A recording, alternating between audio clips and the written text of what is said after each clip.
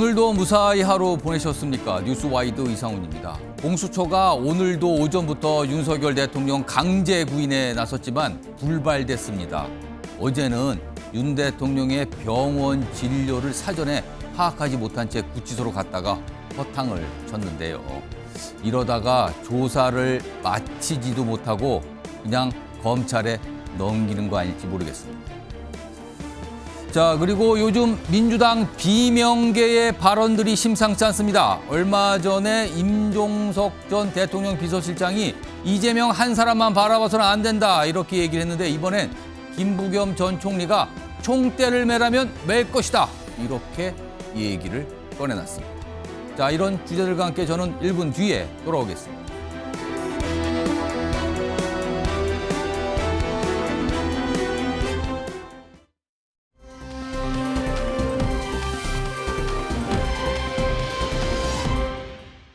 자, 뉴스와이드 시작하겠습니다. 지금 속보가 또 오늘도 시작하자마자 들어오고 있습니다.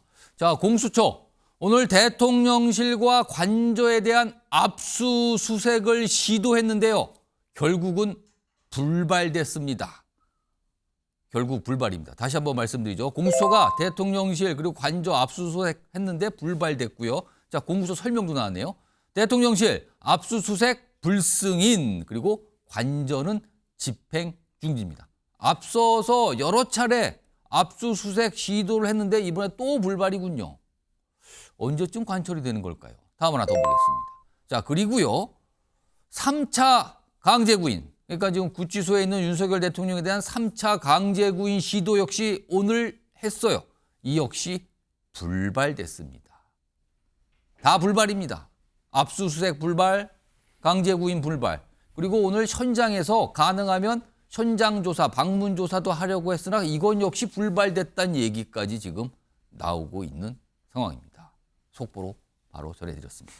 자, 이 내용은요. 뉴스와이드 중간에 조금 더 깊숙하게 시청자 여러분께 전해드리겠습니다. 자, 그럼 오늘 뉴스와이드 첫 순서는 미니 인터뷰 준비했는데요. 지금 국민의힘의 조직 부총장을 맡고 계신 김재섭 의원 자리에 모셨습니다. 정치 현안 요새 많은데요. 얘기 좀 해보겠습니다. 안녕하십니까? 네, 안녕하세요. 오랜만에 나오시죠? 오랜만에 왔습니다. 그렇습니다. 옛날에 이제 패널로 많이 참석하셨는데 지금은 현역 의원 자격으로 오늘 나와 계세요. 네, 그렇습니다. 자, 국민의힘과 관련된 이슈가 좀 많이 있는데 우선 정치권에서 어제도 그렇고 오늘도 그렇고 이 얘기 많이 하시는데 권영세 비대위원장의 이름으로 설 선물이 지금 보내지고 있어요. 보내지기도 했고.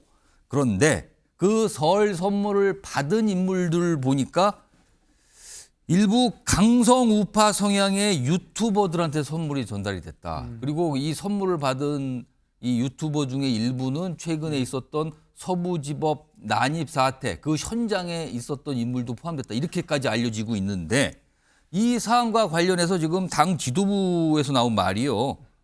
대한 언론에 선물 좀 보낸 거다. 이걸 갖고 왜 뭐라 그러냐. 이런 반응까지 나왔는데 국민의힘에서는 이들 유튜버를 대한 언론으로 인식하고 있는 겁니까? 아니요. 저는 유튜버들을 대한 언론으로 생각하지 않습니다. 좋은 발언은 아니었다고 생각하고 이 설 선물을 준다는 것이 단순히 그냥 어떤 물건을 전달한다는 의미를 훨씬 넘어서 선물 자체에도 정치적인 의미가 담기게 되는 것이거든요. 특히 이제 당 대표라든지 뭐 원내대표 이렇게 당의 지도부들이 하는 선물들은 보통 특정한 정책 메시지들을 담고 있습니다. 그런 의미에서 저는 이번에 유튜버들에게 선물이 들어간 것에 대해서는 뭐 신중하진 못했다고 저는 생각이 됩니다. 민주당에 비해서 국민의힘이 정치적 우위에 있다고 저는 생각하는 것, 그리고 제 스스로도 자랑스럽게 생각하는 것은 특정 유튜버들에 의해 진영이 흔들리거나 이러지 않는다는 것이거든요. 민주당 진영 같은 경우에는 특정 유튜버들 몇몇에 의해서 진영 전체가 흔들리는 모습들을 보여줬다면 저희는 일정 부분 영향을 안 받을 수는 없겠지만 그렇다고 해서 진영이 그 유튜버들에게 흔들리진 않았던 그런 어떤 정치적인 중심을 잘 잡는 모습들을 보여줬는데 자칫하면 우리가 유튜버들한테 많은 영향을 받고 있다는 인상을 줄 수 있기 때문에 저는 이런 부분들은 특히 지금 더 예민한 상황이라 어느 정도 좀 거리를 두기를 하거나 내지는 좀 어느 정도 선을 잘 그어주는 모습이 더 필요할 때가 아닌가 이렇게 생각합니다. 그렇다면 최근에 이런 선물과 관련된 당 지도부의 모습에 약간의 문제의식을 갖고 계신 겁니까? 예, 저는 더 좋은 곳에 그리고 사회적으로 의미가 있는 곳에 선물을 하는 것이 더 낫지 않았나라는 생각하고 있습니다. 지금 서부지법 난입 사태 이것도 이 뭐랄까요? 약간 뭐 여러 가지 얘기들이 지금까지 좀 나오고 있는 상황인데 국민들이 깜짝 놀라셨죠. 사실은 법원을 이렇게 난입을 해서 이런 일을 벌인 것에 대해서 많은 분이 놀라셨는데 이와 관련해서 좀 야당은요. 국민의힘의 일부 의원들이 책임이 있다 이렇게 좀 주장을 하고 있거든요. 이건 어떻게 좀 판단하십니까? 폭력 행위는 게다가 법원을 향한 폭력 행위는 예. 그 어떤 명분으로도 용납될 수 없는 것이기 때문에 저는 일부 의원들이 그에 대해 약간이라도 동조하는 모습을 보이거나 예. 비호하는 모습을 보이거나 해서는 안 된다고 생각합니다. 저 개인적인 생각은 만에 하나라도 이런 법원에 대한 폭력 사건을 옹호하는 발언을 하는 듯한 분들의 있다면 예. 전 당 차원에서 징계까지도 고민해야 된다고 생각합니다. 징계. 이제 민주당 같은 경우에는 뭐 제명까지 이야기를 하고 있는 상황인데 예.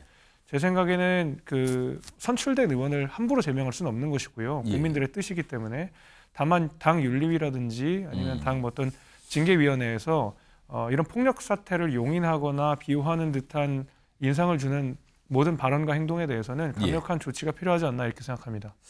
자, 윤석열 대통령 얘기 좀 해볼까요? 오늘도 공수처 뭐 여러 가지 시도를 했지만 다 불발됐다는 얘기 속보로 전해드렸는데 지금 윤석열 대통령은 공수처 조사를 계속 거부하고 있는 상황이에요. 그리고 지금 뭐 강제 구인도 불응했다 이런 얘기가 나오는데 그거와는 달리 헌법재판소의 탄핵 심판에는 좀 적극적으로 임하고 있습니다. 어제도 출석했고요. 내일도 지금 잡혀 있는데 내일도 또 출석한다는 얘기가 지금 나왔거든요. 이건 어떻게 좀 봐야 됩니까? 공수처의 수사는 처음부터 지금까지 굉장히 억지스러운 면들이 많다고 생각합니다. 애초에 공수처법에는 내란을 수사할 수 있는 명시적인 조항이 없는 상태고 그렇죠. 말 그대로 인지를 통해서 얻어진 수사가 내란이기 때문에 지금 내란 수사를 한다는 말하자면 논리적 고개를 통해서 사상 추이에 있는 대통령 수사를 지금 진행하고 있는 상황인데 많은 국민들께서도 비판을 하셨던 것처럼 공수처가 영장을 청구하는 과정 그리고 예. 서부지법이 영장을 발부하는 과정 그리고 이 경찰에 대한 수사지휘권이 없는 공수처가 경찰을 통해서 대통령실에 대한 어떤 이 영장 집행을 진행하는 과정 자체 하나하나가 다 법률적인 쟁점들이 남아있는 상황이거든요. 그래서 저는 공수처 수사 자체에 대해서 분명히 사후적으로도 문제될 소지가 많다고 보지만 이 현재 같은 경우에는 대통령 입장에서도 우리 대통령 측 입장에서도 변론하지 않을 명분이 지금 없는 상황이거든요. 그리고 실제로 왜 계엄을 발동했는지 그리고 이 탄핵에 이르기까지 어떤 과정이 있었는지에 대한 입장을 대통령 스스로 밝히는 게 좋다라고 저는 생각은 되는데 다만 그 변론의 내용이 제가 납득할 수 없는 내용들은 뭐 어제도 이야기가 나왔지만 부정선거 이야기가 자꾸 나오고 있거든요. 사실 부정선거 논란은 이미 수차례 제기가 됐고 선관위에서도 입장을 낸 바 있고 대법원에서도 이미 확정 판결을 통해서 입장이 정리된 상황인데 대통령이 직접 이 문제를 제기하다 보니까 어떤 사회적 분란이라든지 선관위에 대한 어떤 윤리적 문제를 차치하고라도 이 선거 시스템에 대한 불신들이 국민들 사이에서 계속 커진다는 것은 저는 매우 우려스러운 지점이라고 생각합니다. 최근에 나온 여론조사 얘기 좀 해볼까요? 국민의힘에서 상당수 정치인분들은 이 여론조사 결과에 굉장히 반색을 하는 듯한 분위기도 분명히 있는데 그러니까 국민의힘의 지지율이 민주당을 앞서는 결과 처음에는 오차 범위 안에서 앞서다가 최근에는 오차 범위 밖으로 앞서는 결과까지 나왔거든요. 이거를 좀 어떻게 보고 계신지 그리고 특히 지역구가 좀 도봉갑이잖아요. 서울 도봉갑인데 지역구에서도 이런 여론조사 추이와 비슷한 그런 분위기를 느끼고 계시는지 어떻게 좀 보고 계십니까? 현장에서도 비슷한 분위기가 느껴지긴 합니다. 그것이 이제 대통령에 대한 어떤 비판 여론 그리고 대통령의 계엄은 우리가 용인할 수 없다. 그러나 저런 식으로 민주당이 과도하게 밀어붙이는 방식 그리고 뭐 총리를 탄핵하고 그리고 지금 이 최상목 권한대행에게 뭐 법리적으로 겁박을 가하는 이런 모습들은 인정할 수 없고 결국 윤석열 대통령이 만약에 탄핵이 인용된다고 했을 때 그 다음에 눈에 보이는 것이 이재명 대표라면 그것은 우리가 막아야 되지 않겠냐는 어떤 국민들의 여론이 굉장히 지금 똘똘 뭉치고 있는 상황이라고 생각이 됩니다. 그러나 국민의힘이 여기에 안주해서는 안 된다고 생각하는 것이 결국 이것이 어떤 자강을 통해서 지지율이 올라간 것이 아니라 이재명 대표라고 하는 사람을 통한 반사이익, 그러니까 약간 기댄 이재명 대표 개인에게 기댄 지지율이라고 볼 가능성이 좀 있기 때문에 저는 결국 만약에라도 조기 대선이 열린다고 했을 때에 우리가 정말로 대선에서 이기기 위해서라면 자강의 노력들이 좀 더 필요하고 어떤 지지층의 결집뿐만 아니라 중도층을 사로잡을 만한 좋은 정치적 아젠다, 그리고 집권 여당으로서 보여줘야 되는 책임감 있는 아젠다 세팅을 잘 해야 된다고 저는 생각합니다. 지금요, 이 여론조사 결과를 놓고 여러 가지 해석과 이게 어떤 영향을 미칠까 여러 가지 분석들이 많은데 그중 하나가 지금 아까도 말씀드렸지만 윤석열 대통령이 계속 부정선거란 얘기 그 취지의 주장을 하고 있거든요. 앞서도 그랬지만. 근데 이와 관련해서 지금 여론조사가 자꾸 이렇게 나올 경우에는 국민의힘이 윤석열 대통령과 선을 긋는 걸 주저하게 된다. 이게 오히려 독이 되는 거 아니냐 이런 시각주인데 어떻게 판단하십니까? 그러니까 결국 이 정치적인 선택은 독이 될 수도 있고 득이 될 수도 있고 이게 동전의 양면 같은 건데 지금 이 지지율이 오르고 있는 그 상황의 이면에 이 보수 진영의 위기의식 같은 것들이 분명히 반영이 되어 있는 것이고 다만 제가 말씀드린 대로 여기에만 기대고 그렇다고 대통령의 예를 들면 계엄을 옹호한다든지 그렇다고 해서 부정선거를 옹호한다든지 하는 것에 대해서는 우리가 단호하게 선을 그어야 될 필요가 있다고 저는 생각합니다. 그렇군요. 지금 탄핵 심판이 이제 본 궤도에 올라서 저 진행 중인 거예요. 지금 내일도 또 열리고 하는데 그래서 세간의 관심은 이렇습니다. 윤석열 대통령의 탄핵 심판 결과가 먼저 나올 것이냐 아니면 이재명 대표의 선거법 위반 혐의 2심 항소심이 또 이제 진행이 되죠. 내일부터 2심의 결과가 먼저냐 이거에 따라서 정치적인 상황이 많이 달라질 수 있다 이런 평가 나오는데 이거 어떻게 전망하십니까? 어느 게 더 빨리 나올 것 같습니까? 법원이 정상적으로 작동한다면 이재명 대표에 대한 선거법 2심이 더 빨리 나오는 게 맞겠죠. 왜냐하면 선거법은 6개월, 3개월 안에 1심, 2심, 3심을 다 선고를 해야 되는 상황이기 때문에 이재명 대표는 이미 1심 선고까지도 너무 많은 시간을 끌었고 2심 선고도 지금 차일피일 계속 밀어주는 상황이다가 이제 겨우 2월 중순에 이제 시작이 되는 걸로 언론 보도가 났는데 법원이 제대로 작동한다면 사실 2월 중순에 그리고 늦어도 2월 말에 이재명 대표에 대한 2심 결과가 나오는 게 상식적이라고 저는 생각합니다. 정상적이라면 2월에는 결과가 2심 결과 나와야 되는 게 상식이다. 그렇죠. 물론 그러나 3심까지는 또 시간이 걸릴 테지만 그렇겠죠.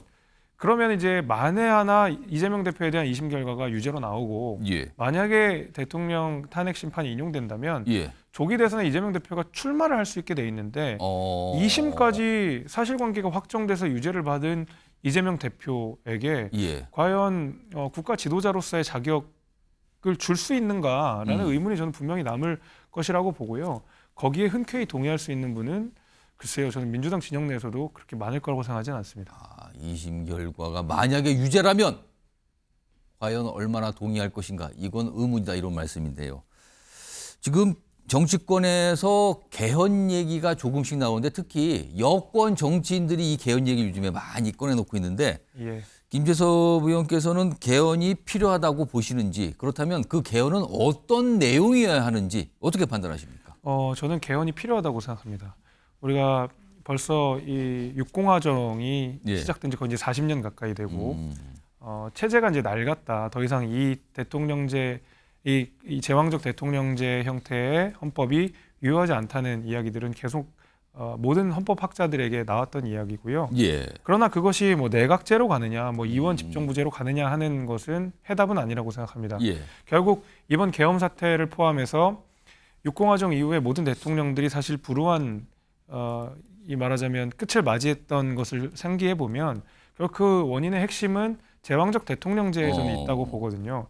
결국에는 이 제왕적 대통령을 어떤 방식으로 권력 분산을 할 것이냐의 문제가 저는 중요하다고 보고 지금 소위 말하는 헌법기관 내 예를 들면 대법원이라든지 아니면 헌법재판소, 중앙선거관리위원회, 뭐 감사원 이런 데가 헌법기관인데 대통령의 임명권이 다 들어가 있지 않습니까? 그렇습니다. 사실 이게 권력 분립이 아니라 권력 집중이라고 봐도 무방할 만큼 한국의 대통령제는 권력 집중형으로 되어 있습니다. 해서 저는 내각제니 이원집정부니 이런 것이 중요한 거 아니라 결국 대통령에게 주어지는 이 막대한 인사권을 어떤 식으로 배분할 것인가가 개헌의 핵심적인 내용으로 들어가야 된다고 생각합니다. 그럼 현실적으로 언제 개헌이 가능하다고 판단하십니까?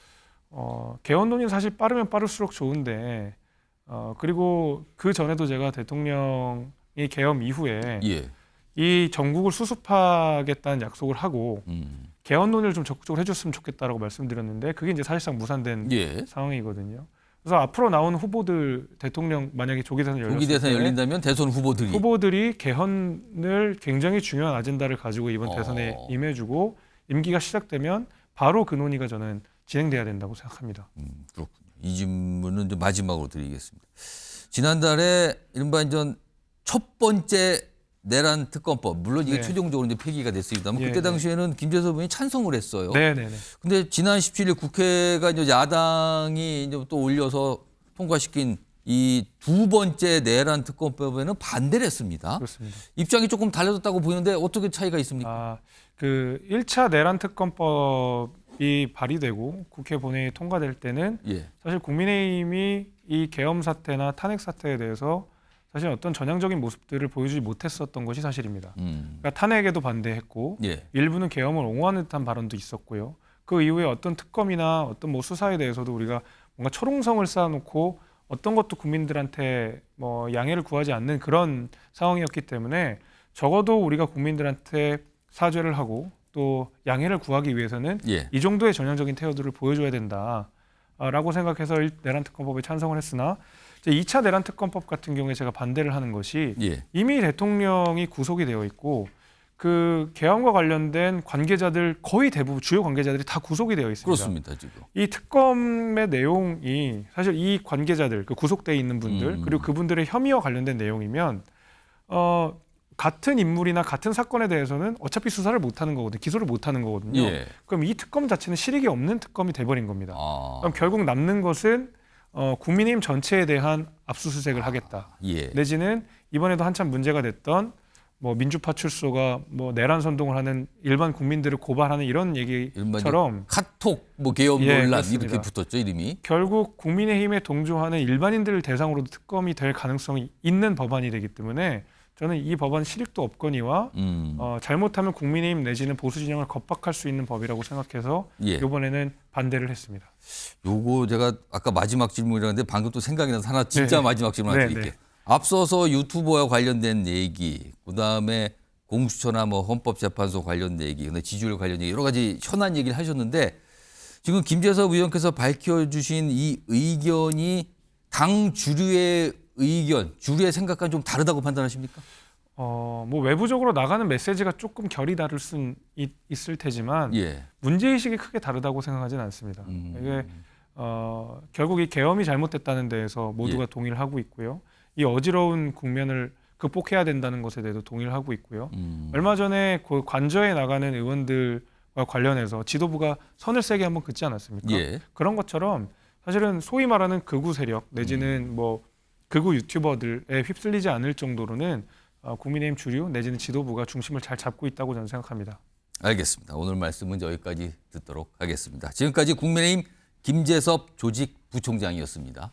고맙습니다. 감사합니다.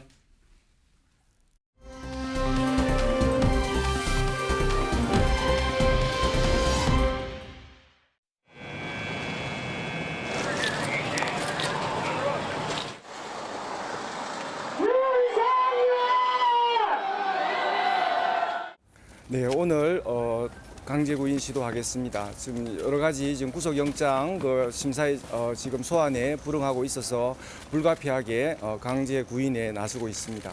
공수처가 뭐 미리 인지한 건 아닌데 약간 지금 숨바꼭질 비슷하게 되어 있는데 저희들은 그 사실을 알고 뭐 병원까지 찾아가는 것은 여러 가지 인권 차원에서 맞지 않다고 생각해서 구치소에서 구인을 위해서 기다렸습니다.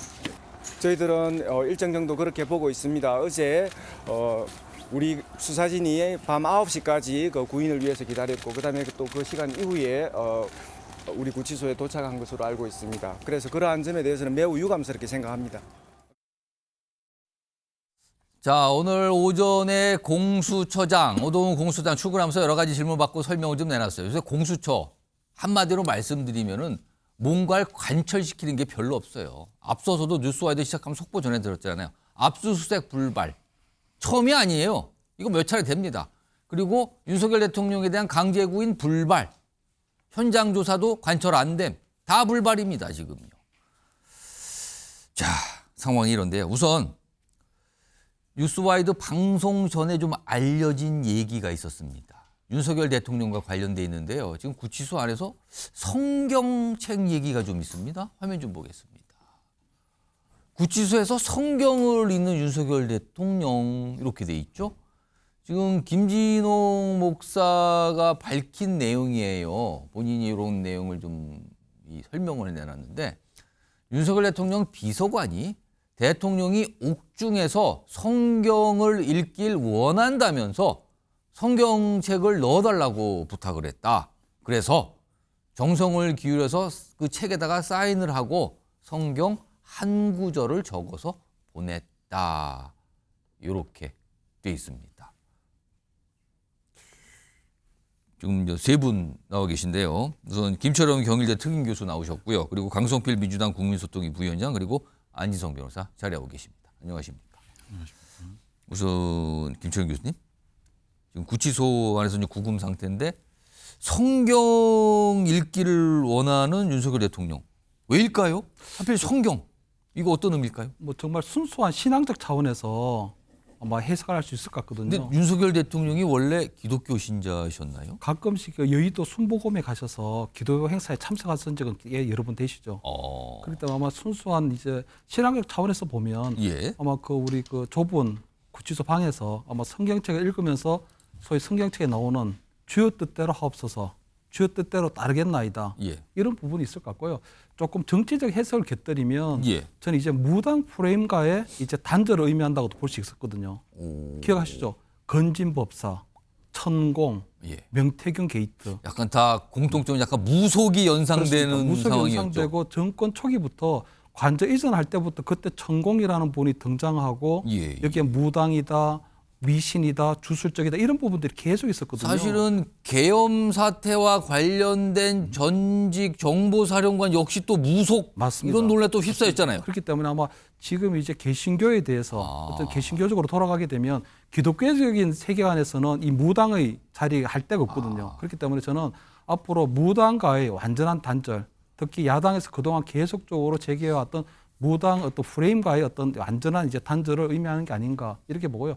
다만 이제 김진홍 목사한테 저걸 원했던 건 비서관을 통해서 뭐 부탁을 했다 이렇게 저건 나오네요. 좀 의외라고 보는 게 왜냐하면 그동안 윤석열 대통령은 여의도 순복음을 계속 여러 차례 하셨기 때문에 예. 거기에 담임 목사이신 이용호 목사님한테 저런 거 부탁할 줄 알았거든요. 근데 김진호 목사한테 했다는 거는 조금 두 분이 그동안 걸어왔던 예. 어떤 정치적 궤적을 보면 약간의 공통점이 있어요. 뭡니까? 그러니까 김진호 목사 같은 경우에도 보수에서는 상당히 좀 진보적인 분이었거든요.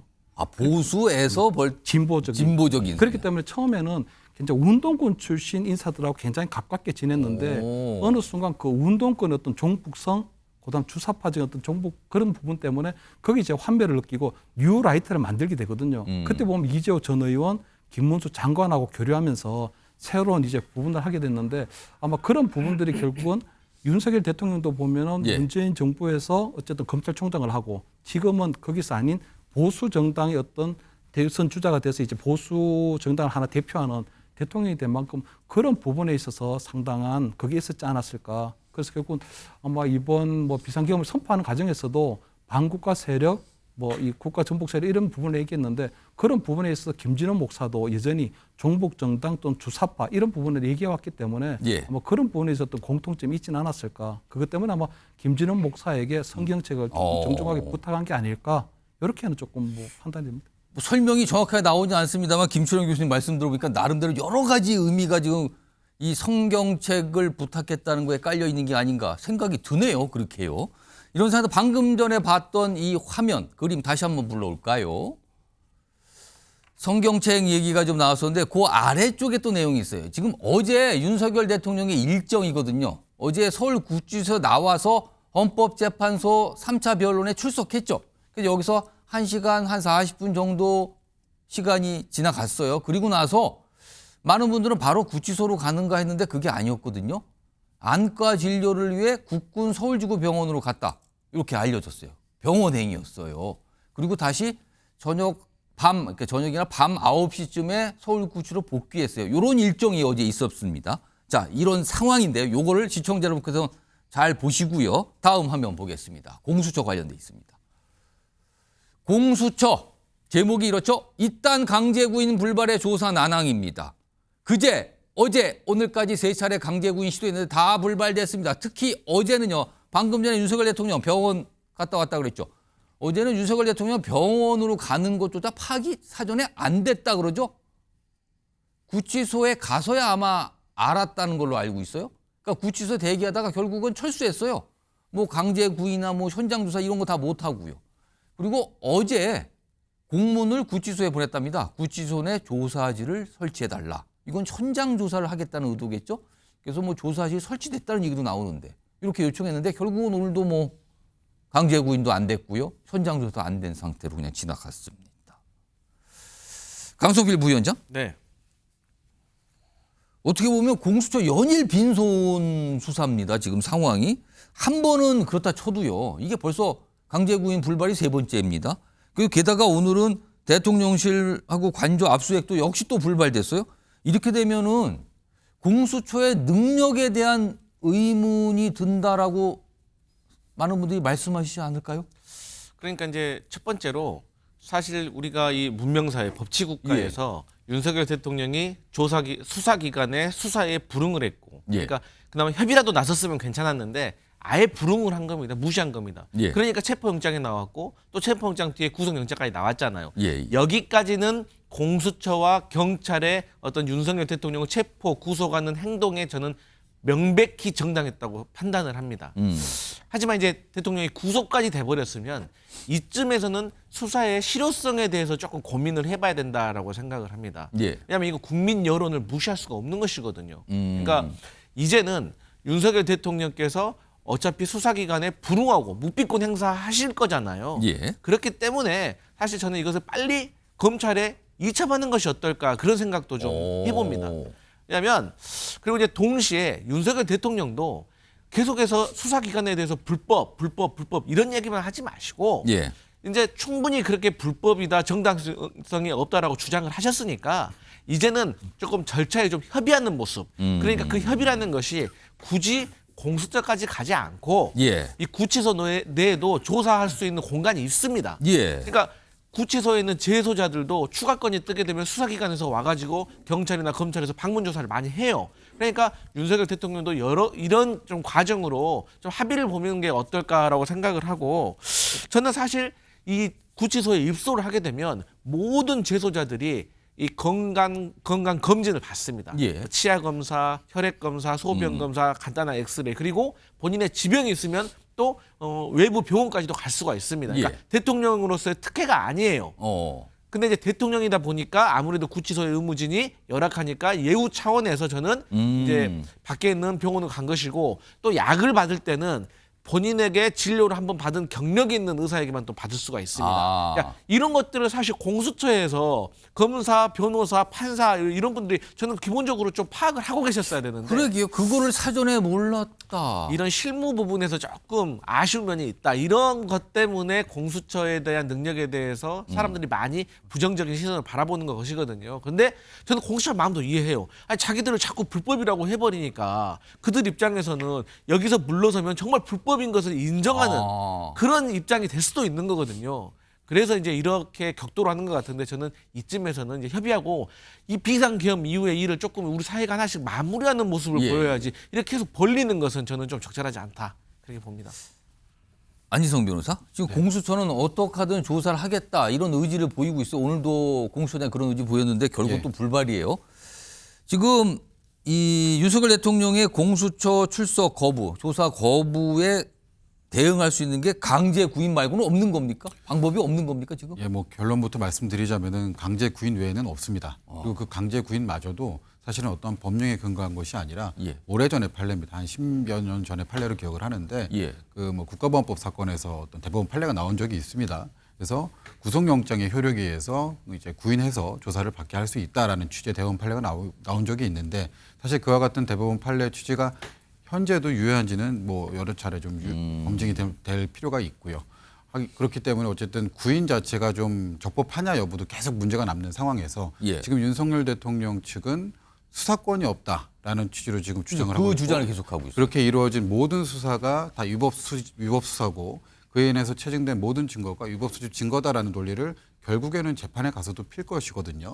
그렇기 때문에 지금 더 이상 이러한 절차상의 하자라든가 이런 빌미를 줄 필요가 없습니다. 왜냐하면 어차피 지금 윤석열 대통령 측은 헌법이 보장하고 있는 진술 거부권이라고 하는 권리를 행사하고 있는 상황이고 예. 따라서 앞으로 뭐 어떤 방식의 수사가 이루어진다 한들 설사가사 아까 제가 말씀드렸던 그런 대법원 판례를 근거로 해서 강제 구인을 통해서 수사가 이루어진다 한들 여전하게 진술 거부권을 행사할 것입니다. 자, 그렇다고 한다면 사실은 뭐 그때 이제 나올 수 있는 것은 사실 그거거든요. 그 강제 구인이 과연 합법인가, 예. 위법하지 않았는가 또 이런 지적은 또 불가피합니다. 그렇기 때문에 계속해서 이슈를 만들 것이 아니라 아까 의원께서 지적해 주셨던 것처럼 빨리 기소권 있는 검찰한테 빨리 사건을 넘기고 공수처는 이쯤에서 그만해도 되지 않을까 하는 의견을 조심스럽게 내봅니다. 자, 오늘도 윤석열 대통령 측에서는 공수조사 이거 받기 어렵다. 이런 얘기를 좀 꺼내놨거든요. 자, 이와 관련된 목소리가 좀 있거든요. 들어보겠습니다. 구속영장이 발부돼서 집행이 됐습니다. 그럼 구금 장소가 서울구치소인 것이고 모든 권한은 구치소가 가지고 있습니다. 그래서 공수처에서 함부로 거기에 와서 인치를 할 수 있는 그런 권한이 있을 수 없습니다. 그 과정 속에서 제대로 집행이 안 된 걸로 알고 있습니다. 방법에 대해서는 한번 생각을 해보겠지만 현재와 같은 상태로는 진행이 어렵다고 봅니다. 검찰로 송치되면 이첩되면 그때 또 상황을 보고 말씀드리겠습니다. 김신호 교수님. 검찰로 사건이 이첩이 되면 넘어가면 그때 상황에 대해서 설명드리겠다는데 만약 가정해 보겠습니다. 공수처가 지금 이런 상태로 조사를 제대로 할 수가 없는 상황이 돼요. 그래서 판단을 해서 검찰에 빨리 사건을 넘겼습니다. 그럼 검찰이 그걸 받아보죠. 검찰은 요 기소권을 갖고 있으니까요. 윤석열 대통령 검찰로 사건이 넘어가면 검찰 조사에는 응할까요? 그럼요. 제가 볼 때는 주요 혐의에 대해서는 예. 굉장히 좀 적극적으로 소명할 가능성이 높다고 보이거든요. 왜냐하면 어쨌든 검찰에서 기소 권한이 있기 때문에 나름대로 지금 뭐 김용현 전 장관이나 아니면 여러 우리 계엄군의 지휘부들이 얘기했던 증언과는 전혀 다른 이야기를 예. 어쨌든 헌재에서도 얘기하신 부분이 있기 때문에 그런 부분에 있어서는 충분히 뭐 반대 진술을 할 걸로 예상이 되고요. 특히 그 윤석열 대통령 같은 경우에는 검찰 출신이잖아요. 예. 검찰 출신이기 때문에 본인이 검찰 출신인데 검찰에 가서 계속적으로 비협조직으로 수사로 뭐 비협조적으로 간다? 이거는 사실은 조금 생각이 힘들거든요. 그렇기 때문에 저는 아마 윤석열 대통령이 현재 공수처에서 계속 윤석열 대통령에 대한 강제 구인을 하고 여러 가지 할 게 아니고 빨리 검찰에 넘기는 것이 그나마 최선의 방법이라고 생각을 하고요. 다만 지금 공수처에서 계속 이렇게 대통령에 대해서 강제 구인을 시도하고 이런 것들은 결국 굉장히 다분히 감정적으로 보이거든요. 왜냐하면 그동안 윤석열 대통령이 보면 당선인 시절부터 공수처는 굉장히 실력 없는 검사들이 간다. 이런 평가를 하면서 굉장히 이 공수처를 약간 무시하고 이전부터 공수처에 대해서 그다지 좋은 평가를 갖고 있지 않았다는 겁니까? 못 받다 보니까 아무래도 공수처는 이번 기회에 그냥 이 부분에서 조금 뭐 모욕 주고 망신 주게 하려는 그런 부분이 있는 것 같고요. 두 번째는 지금 공수처가 그동안 보면 검찰, 경찰, 공수처 중에서 가장 수사를 못하는 미운 오리 취급을 받았거든요. 이번에도 보면 공수처에서 지금 윤석열 대통령에 대한 수사는 아무것도 한 게 없고 예. 경찰로부터 입받은 자료, 예. 검찰로부터 입적받은 자료 그걸 가지고 체포영장, 구속영장을 신청했는데 예. 만약에 이번에 윤석열 대통령에 대한 대면 조서라도 하나 못 받으면 정말 공수처는 너무너무 무능하다. 첫날만 체포 당일 첫날만 조사를 했는데 묵비권 행사했다 그러잖아요. 그러니까 아무것도 한 게 없기 때문에 대면 조서라도 사실은 국을 애원하다시피 해서 받아야 될 그런 형편이거든요. 거기다가 저는 공수처가 정말 나쁜 정치적 의도가 있다고 생각하는 게 어제 탄핵 변론이 있었습니다. 예. 내일 또 있습니다. 예. 그러면 어제하고 그 전날하고 오늘 같은 경우는 강제 구인을 해버리면 윤석열 대통령 같은 경우는 지금 현재 직접 출석해서 변호를 하려고 하는데 준비를 못 하잖아요. 그러니까 내일 지금 그 네 번째 헌재 변론에 나가야 되는데 오늘 지금 그 구치소에서 변호사들과 현재 탄핵 변론을 위한 준비를 해야 될 그 시간에 예. 공수처가 검사하고 수사관을 보내서 강제 구인을 해버리겠다고 하면 그 헌재 변론 준비를 어떻게 하냐는 거죠. 그렇기 때문에 저는 이런 여러 가지 탄핵 변론을 준비하는 것을 방해하려고 하는 그런 의도도 있지 않느냐. 그래서 저는 적어도 내일 4차 변론이 끝난 이후에 예. 강제 구인을 하든 당원 조사를 하는 것이 맞다. 지금은 20일 어제 그리고 내일 이 탄핵 변론이 굉장히 집중해야 될 타이밍에 공수처가 지금 강제 구인을 하겠다는 것은 굉장히 나쁜 정치적 의도가 있는 것이 아니냐 이런 생각이 듭니다. 이런 상황에서 지금 윤석열 대통령이 서울 구치소에 구금돼 있는데 여러 가지 좀 제안을 받고 있어요. 뭐 접견 그리고 서신에 대한 제안도 있는데 과거의 전직 대통령과 좀 비교 좀 해볼까요? 이런 얘기가 오늘도 꽤 많이 나왔습니다. 요 내용인데요. 지금 윤석열 대통령 맨 위에 있죠? 접견은 변호인 외에는 금지된 겁니다. 그럼 여기는 가족들도 전 접견이 안 되는 상황이죠. 그리고 서신을 주고받는 것도 금지가 돼 있어요. 근데 과거에 이제 박근혜 전 대통령, 이명박 전 대통령도 역시 수감이 돼 있는 상태에 있었잖아요. 근데 박근혜 전 대통령은 접견은 그냥 허용. 그리고 서신은 최순실, 그러니까 이제 이름이 바뀌기 전이죠. 지금은 최서원 씨 외에는 허용. 이렇게 됐죠. 그리고 이명박 전 대통령은 이상은 이상득 외에는 허용. 그리고 서신은 금지. 이렇게 돼 있는데 안희정 변호사? 접견과 저 서신에 제한을 두는 조치는 기준이 있습니까? 저거는? 특별한 기준이 있다기보다는 이제 수사를 담당하는 수사기관에서 이제 뭐 외부에 있는 공범과 어떤 진술을 맞출 우려가 있다라든가 아니면 지금 기존에 진행된 수사 정보가 어떤 서신이나 접견을 통해서 외부로 좀 빠져나갈 유출될 위험이 있다라고 판단이 되면 이런 식으로 접견이나 서신 제한 조치를 내립니다. 사실 이렇게 일괄적으로 지금 이제 윤석열 대통령 케이스와 마찬가지로 뭐랄까 서신에 대해서 일체적으로 금지하고 또 이제 접견에 대해서도 변호인 외를 다 금지한다. 사실 이 정도 간도 높은 조치는 잘 취해지는 조치는 아닙니다. 그렇군. 요거는 제가 민주당 소속이신 강수필 부위원장의 질문 좀 드릴게요. 특히 이 서신 부분은 어차피 구치소에 있어서 밖에서 들어오거나 그 구치소 안에서 밖으로 나가는 서신은 어차피 구치소 당국을 거쳐서 간다. 네. 내용이 파악된다. 네. 근데도 왜 서신을 이렇게까지 금지하냐 이런 또 지적도 있던데 이거 어떻게 보세요? 첫 번째로는 현직 대통령의 위력이 그렇게 센 겁니다. 그러니까 현직 대통령이기 때문에 예를 들어 지금 뭐 정진석 비서실장에게 서신을 보내는데 사실 이 서신에 대해서 여러 가지 뉘앙스라든지 질문을 한다든지 뭐 이런 것 자체가 어떤 지시가 될 수가 있는 것이고 이것이 한 단계 더 나아가게 되면 지금 구속되어 있는 피의자들의 변호인들과의 어떤 접촉의 시도가 될 수 있는 겁니다. 그러니까 수사기관으로서는 모든 증거인멸의 가능성을 열어놔야 되는 것입니다. 그러니까 전직 대통령들과의 비교 당연히 해야 되는데 이 전직 대통령들의 어떤 범죄 혐의는 그야말로 한 부분과 한 일정 부분이었는데 지금 윤석열 대통령은 이 비상계엄으로 인한 불법 비상계엄으로 인한 내란죄와 관련해서 전 국민을 위태롭게 할 수 있었던 큰 중범죄입니다.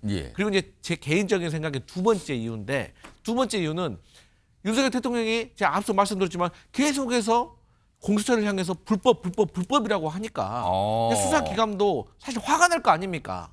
그러니까 그래 그러면 나도 합법적인 이런 절차 내에서 최대한의 내가 어떤 우리의 권한을 사용하겠다. 그리고 제가 어떤 법률가한테 물어보니까 이것도 일종의 심리적인 붕괴를 시켜가지고 수사에 압박을 통해서 수사에서 어떤 원활하게 하려고 하는 그런 기법 중에 하나라고도 말을 하더라고요. 그렇군요. 이것도 좀 여러 가지 해석이 가능해 보이네요. 지금 왜 이런 조치까지 굉장히 강한 조치거든요. 그리고 전직 대통령 당시 상황과 비교해 보면 그거보다 강도가 좀 세거든요. 이런 것도 여러 가지 얘기가 있습니다.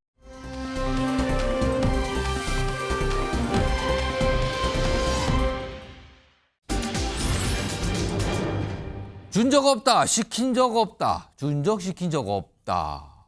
어제 윤석열 대통령의 발언의 핵심을 딱 요약하면 저겁니다.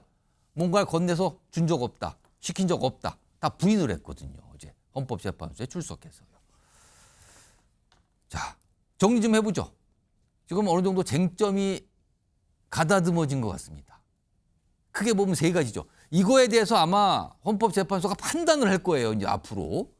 우선 첫 번째가 이른바 비상입법기구 쪽지를 건넸는가. 이게 계엄 선포 당일날 윤석열 대통령이 최상목 당시 경제부총리, 지금 권한대행이죠. 경제부총리에게 이걸 줬는가. 이거에 대해서 지금 진술도 갈라지고 있죠. 그리고 계엄군이 국회에 들어가는 모습들이 다 나왔었잖아요. 공개된. 이거에 대해서 국회 진입을 윤석열 대통령이 직접 지시했는가 아닌가. 이게 지금 갈리고 있어요. 진술들이. 그리고 이 문제가 됐던 특히 이 포고령 쪽에 국회 활동, 정치 활동 금지 내용이 들어갔잖아요. 이 포고령 내용이 실수로 그냥 제대로 검토가 안 돼서 들어간 건지 의도적으로 이걸 집어넣은 건지 이것도 굉장히 중요한 쟁점으로 또 오는 겁니다. 헌법재판소가 이걸 판단을 할 거예요, 지금요. 자, 우선 첫 번째 쟁점. 비상 입법기구 쪽지를 건네는가 여부. 이거와 관련된 서로 다른 얘기가 영상으로 준비되어 있습니다. 들어보시죠. 저는 이걸 준 적도 없고, 그리고 나중에 이런 계엄을 해제한 후에 한참 있다가 언론에 뭐 이런 메모가 나왔다는 것을 기사에서 봤습니다. 근데 그 기사 내용도 조금 부정확하고, 그러면은 이거를 만들 수 있는 사람은 국방장관밖에 없는데, 국방장관이 그때 이제 부속이 돼 있어서 구체적으로 확인을 못했습니다. 계엄을 발표하시고 들어오셔서 참고하라고 종이를 접은 종이를 주셨습니다. 유동성 같은 거 확보를 잘하라면 이거 고문장만 기억이 납니다. 그런 한두 개 정도 글씨가 써 있었습니다. 계엄을 전제로 한 그 조치 사항 같은 걸로 느낌을 받았습니다. 그래서 대통령으로부터 직접 쪽지를 받은 것은 맞다. 맞습니다. 제가 본회의에서 그렇게 답변했습니다. 비밀스럽게 불러서가 아니라 4명이 앉아 있는 자리에서 준 거 맞죠? 그 사실입니다. 그러니까요. 비상 입법 기구를 만들고 그와 관련된 예산을 확보하라. 이런 내용이 담겨 있다는 거죠. 그 쪽지에. 근데 이거에 대해서 윤석열 대통령은 아니다. 준 적 없다. 근데 이제 받았다고 알려진 최상목 권한대행은 받았다고 또 그랬단 말이에요. 이게 지금 하나 맞서고 있는 거죠. 윤석열 대통령 부인하고 있고요. 그리고 아까 두 번째 내용, 국회 진입을 직접 지시했는가 여부. 이거 역시 지금 다른 얘기들이 나오고 있는 거예요. 들어보겠습니다.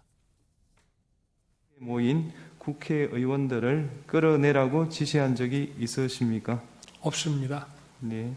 군인들이 본청사에 진입을 했는데 직원들이 좀 저항을 하니까 스스로 이렇게 나오지 않습니까? 얼마든지 더 들어갈 수 있는데도 대한민국에서 국회와 언론은 대통령보다 훨씬 강한 초갑입니다.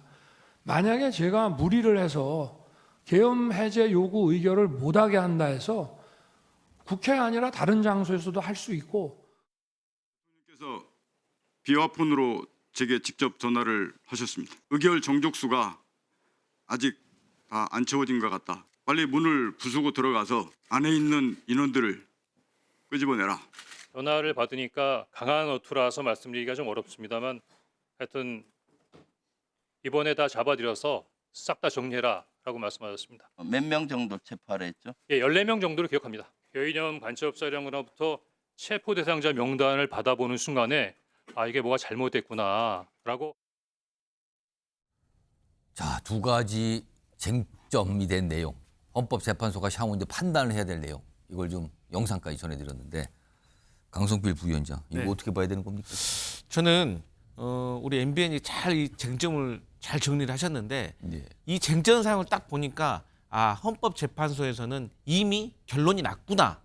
윤석열 대통령은 탄핵 심사에서 탄핵이 인용되겠구나라는 강한 확신이 들었습니다. 저는. 아, 지금 이 상황을 보시고요, 지금요? 왜냐하면 이 세 가지가 너무나도 증거가 명확한 겁니다. 상황 자체가.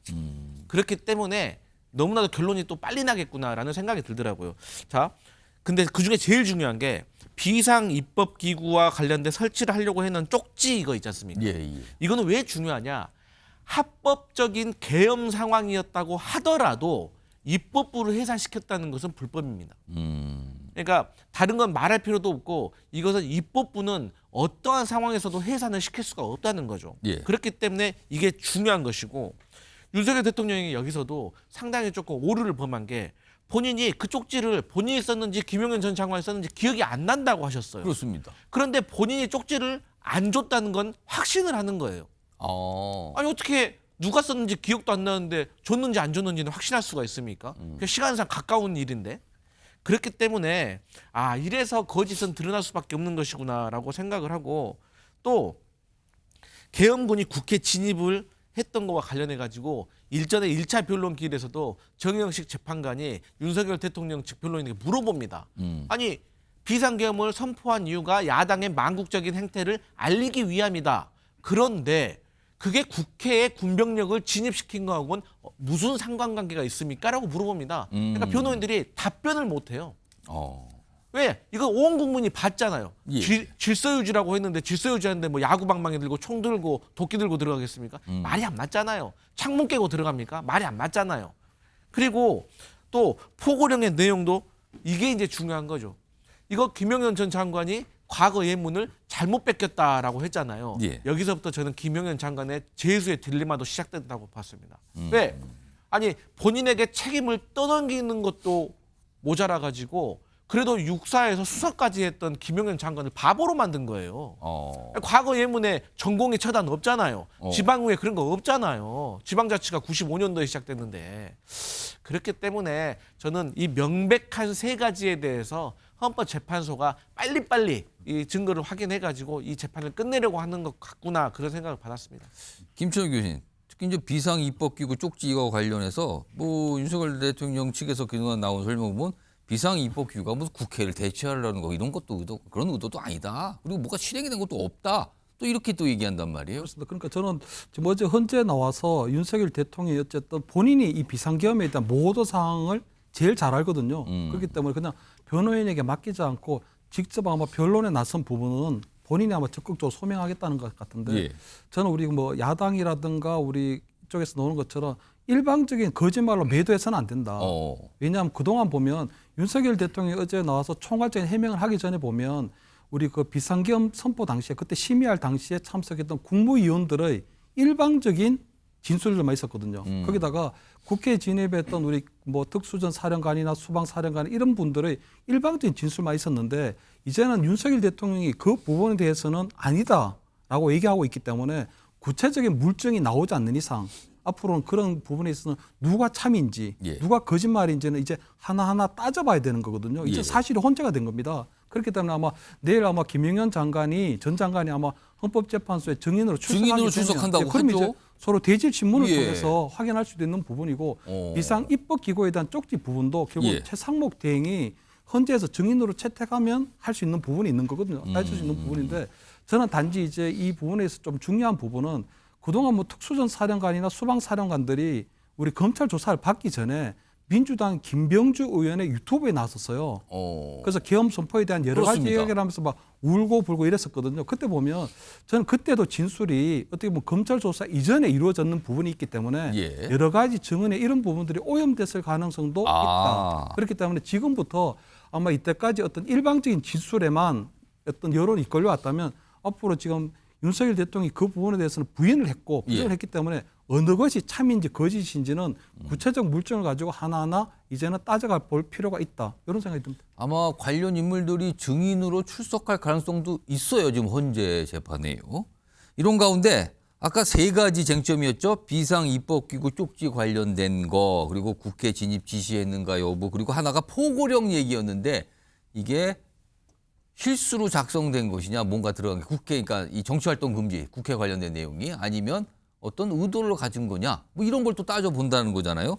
이 포고령과 관련된 얘기들이 좀 있습니다. 들어보시죠. 제1호는 국방부 장관 김용현이 국회 해산권이 존재했던 예전의 군사정권 시절 계엄 예문을 그대로 필사하여 작성한 것을 피치연구인이 몇 자 수정한 것이었습니다. 김용현 장관께서 이제 직접 초안을 작성하셨고 전체적인 검토는 당연히 대통령이 했습니다. 포고령은 계엄의 형식을 갖추기 위한 것이고 그 집행의 의사가 없었고 상위법과 저촉 소지가 있어서 집행할 수도 없는 것이었습니다. 국회 권능을 매개로 해서 국정을 마비시키고 있는 이 상황, 그래서 정치활동의 금지에 대한 내용을 담고 있었기 때문에 그 점에 대해서 어떤 착오도 없었던 것 같습니다. 아니 성명입니다. 이거 역시 좀 약간 갈리는 상황이 돼버렸는데 포고령에 들어간 이 정치활동 금지 이게 국회와 관련된 거잖아요. 네. 그러니까 윤석열 대통령이 그 포고령에 대해서 부주의로 그런 내용이 들어간 걸 간과했다. 그러니까 실수라 이런 취재 설명과 아니다. 이거는 분명히 검토되고 다 된 거다. 그럼 의도라는 거잖아요. 그렇죠. 이거 어떤 것이냐에 따라서 탄핵 심판에 큰 영향을 주는 게 나온 걸까요, 지금? 그렇죠. 일단 포고령 내용 자체가 이제 국회 기능을 원천적으로 봉쇄하는 내용을 담고 있기 때문에 사실 앞서 살펴봤던 비상입법기구와 관련된 쪽지 그와 못지않게 사실은 이 비상계엄 행위를 내란 행위로 평가할 수 있느냐라고 하는 부분에 있어서 가장 중요하고 핵심적인 이 증거로 포고령의 내용. 그렇죠. 기능할 것입니다. 근데 사실은 윤 대통령 측에서 그런 뭐 실수다, 잘 알지 못했다는 취지의 진술, 뭐 간과했다라는 그렇죠. 뭐 근데 이런 그 부분이 사실은 이 포고령이 이제 좀 진짜 포고가 되게 된 그 경위를 살펴봤을 때 전 국민이 정말 그 상황을 보고 의학하지 않았습니까? 그런 부분에 많은 있어서 분이 놀라셨죠. 예.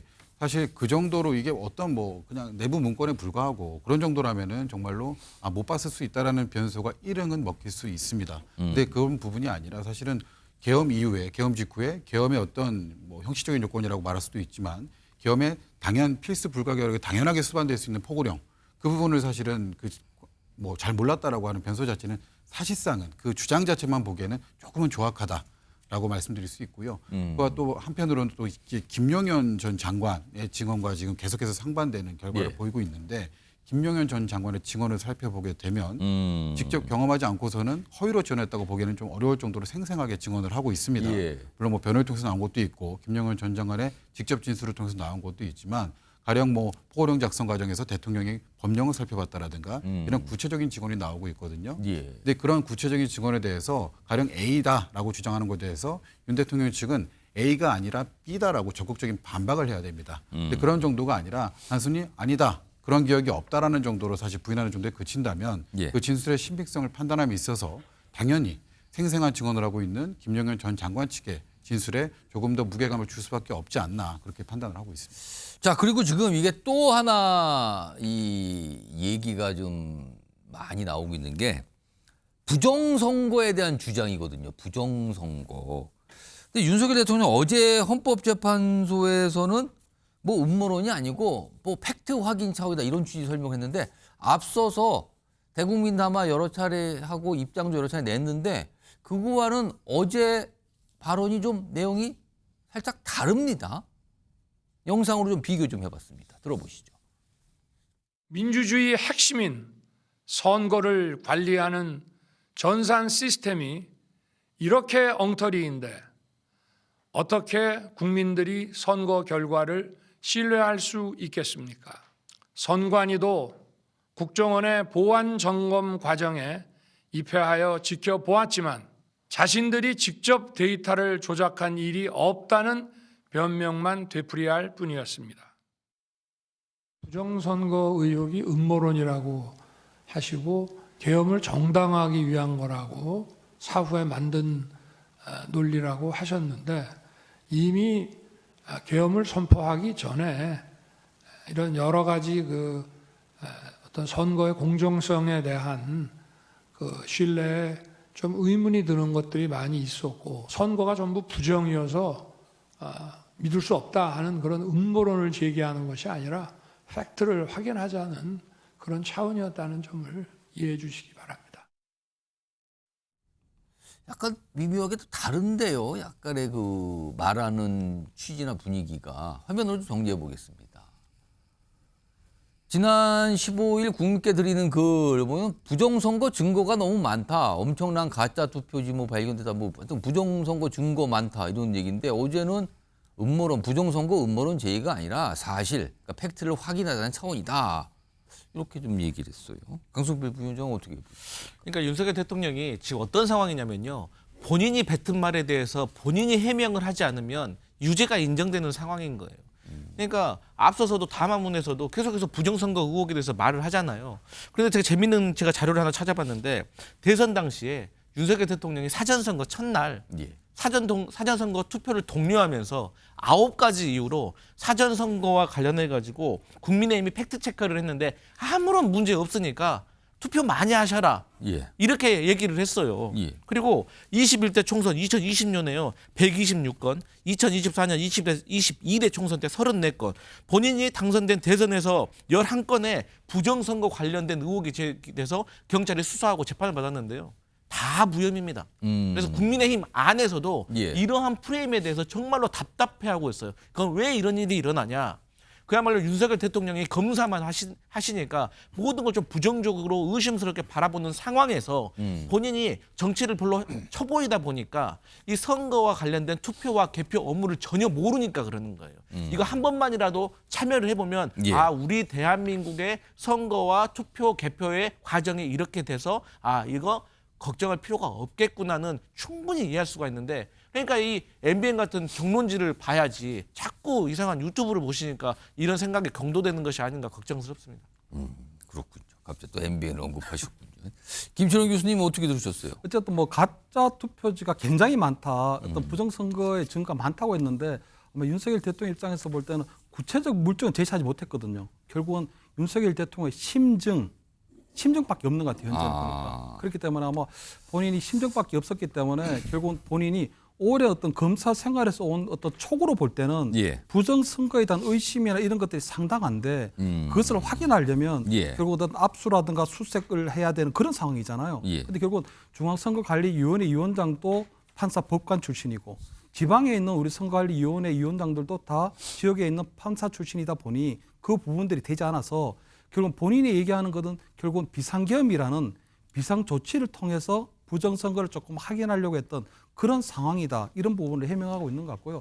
제가 볼 때 뭐 어쨌든 윤석열 대통령이 이 부정선거에 대해서는 대통령제를 걸은 거거든요. 대통령제를 걸고 그냥 올인한 거기 때문에 저는 그냥 윤석열 대통령이 부정선거에 대한 이 부분을 음모론으로 이제 치부할 건 아니다. 왜냐하면 그동안 꾸준히 유튜브 등에서도 이 부정선거에 대한 얘기가 나왔기 때문에 저는 이번 기회에 이 부정선거론에 대한 부분을 확실하게 좀 해소할 필요는 있다. 그래서 지금 보면은 헌재에서 이번에 보면 어쨌든 부정선거에 대한 이 주제도 다루기로 했거든요. 그렇기 때문에 아마 국정원에서 어떤 우리 중앙선거관리위원회의 어떤 점검 결과를 대통령실이나 어떤 대통령 사회부안보실이나 국정원을 통해서 다 자료를 받기 때문에 아마 이번 기회에 헌재에서 이 부정선거에 대한 이야기를 다루게 되면 나름대로 그동안 음모론적으로 퍼졌고 했던 부분에 있어서도 명쾌하게 좀 결론을 내릴 수 있지 않을까 저는 이렇게 보입니다. 알겠습니다.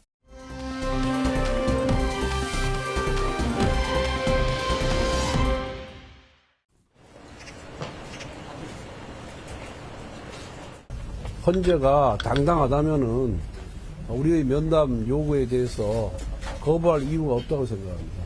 우리가 뭐 분명히 말을 했고 문영배 소장 대행에 편향된 그런 가치관에 저는 작용을 하고 있다 이렇게 생각을 하고 있습니다. 이재명 대표와 절친입니다. 누구보다도 가깝습니다. 그리고 이재명 대표와의 친분을 굉장히 과시를 많이 하고 자랑을 많이 했습니다. 그렇기 때문에 문영배 소장의 대통령에 대한 탄핵 소추 사건의 그런 진행 과정에 대해서 저희들이 의구심을 갖는 것이고 거기에 대해서 명확하게 답변을 해야만 헌재의 공정성과 신뢰성이 저희 높아질 것이다 그렇게 생각을 하고 있습니다. 거기에 자, 지금부터는 여당과 관련된 상황에 대해서 얘기 좀 나눠보겠습니다. 두 분 나오셨는데요. 정광재 국민의힘 대변인 자리하고 계시고요. 그리고 박원석 전 국회의원 나와 계십니다. 안녕하십니까? 우선 정광재 대변인, 오늘 국민의힘 지도부가 왜 헌법재판소 찾아간 겁니까? 일단 당이 갖고 있는 기본적인 요구사항을 헌법재판소에 전달할 필요가 있다라는 판단을 한 것으로 저는 보고 있습니다. 그러니까 윤석열 대통령의 방어권이 충분히 행사돼야 하는데 마치 헌법재판소가 이 정치적 편향성을 가지고 본인들이 갖고 있는 방향으로 진행하고 있는 것은 아닌가라고 의문을 제기하는 우리 당 지지자들이 꽤 많이 있습니다. 그래서 오늘 이 문영배 헌법재판소장 권한대행에 대해서 이거는 좀 기피해야 된다, 뭐 약간 이런 취지인 건가요? 그러면 이재명 대표와 사법고시 동기고 가깝다. 이번에 뭐 모친상에는 참석하지 않았다 이렇게 얘기를 했지만 실제로 정성호 의원의 과거 인터뷰를 보면 이재명 대표, 정성호 의원, 문영배 헌법재판 대행이 상당히 가까운 사이라는 것은 한번 이야기한 적이 있더라고요. 그러니까 그런 부분들에 대한 문제 제기 차원에서는 한번 헌재를 방문할 필요가 있다라고 판단을 한 것으로 보입니다. 그러니까 당 지지자들이 갖고 있는 걱정을 헌법재판소에 전달할 필요가 있었다. 걱정을 전달한 것 같다. 이런 설명이신데 박원석 전 의원은 어떻게 보셨습니까? 저는 좀 심각하게 보는데요. 윤석열 대통령이나 국민의힘이 법치주의를 부정하는 정도가 어떻게 보면 이제 도를 넘어서고 있다는 생각이 드는데 윤석열 대통령 수사기관 출석 요구도 불응하고 또 공수처의 영장도 다 불응하고 심지어는 그 지지자들이 법원을 공격하는 데 이어서 지금 이제 국민의힘의 그 원내대표가 헌법재판소장 대행과 어떤 그 이재명 대표와의 사적 친분 그것도 제가 보기엔 추정에 가깝습니다. 예. 그걸 토대로 헌재의 공정성을 의심하는 저런 식의 언급을 한다는 것 자체가 이거는 법치주의의 근간을 흔들겠다. 어떻게 보면 지금 윤석열 대통령 방어를 위해서 헌법재판소의 헌법재판 그 진행 절차에 대해 사사건건 시비를 걸면서 불신을 조장하겠다는 건데 결국 헌재가 어떤 결정을 내리면 그에 승복할 수 없다는 밑자락을 저런 식으로 까는 게 아닌가. 그리고 국민의힘과 윤 대통령의 강경 지지층으로 하여금 법원을 넘어서 이제 헌재를 공격하라라는 잘못된 시그널을 줄 수 있는 대단히 제가 보기엔 잘못된 행동을 하고 있다라고 생각합니다.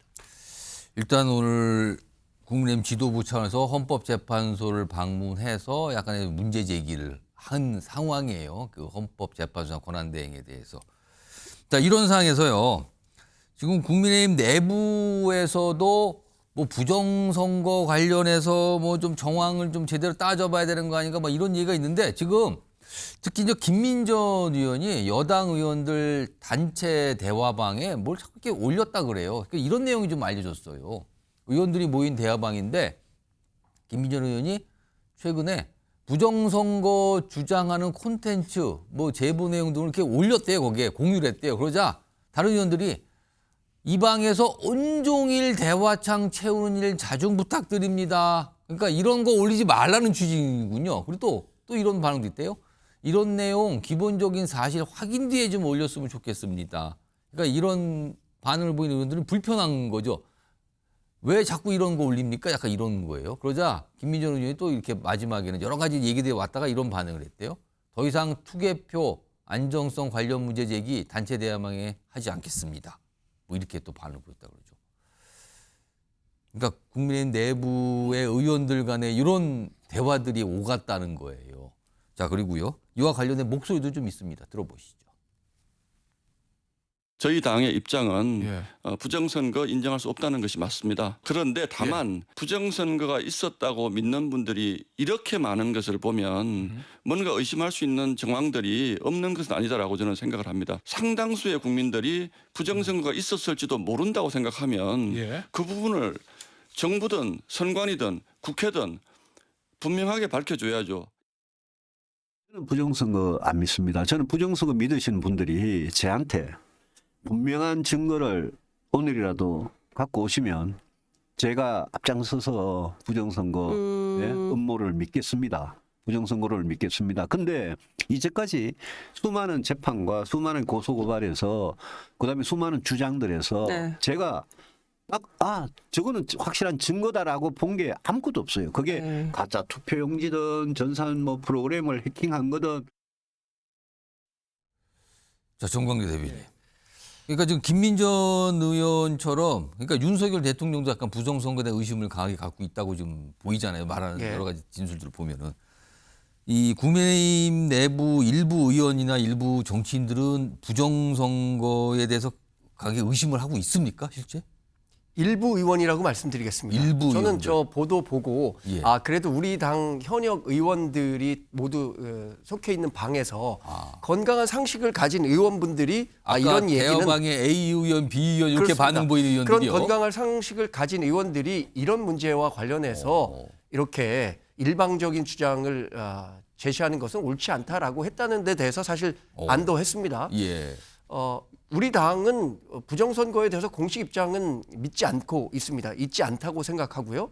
지난 4.10 총선에도 이른바 사전투표가 조작됐다는 것이 부정선거와 관련한 핵심인데 사전투표 열심히 해달라고 부탁드리지 않았습니까? 그렇습니다. 우리가 부정선거를 인정한다면 사전선거를 못하고 본투표를 하도록 독려했어야죠. 그럼에도 우리 당은 사전투표를 적극적으로 해달라고 했고 실제로 2020년과 2024년 있었던 사전투표의 득표율을 다시 검증해 본다면 우리가 2024년에는 상당히 적극적으로 참여했기 때문에 사전투표에서 있었던 득표율 격차가 굉장히 좁아졌다는 점을 확인할 수 있거든요.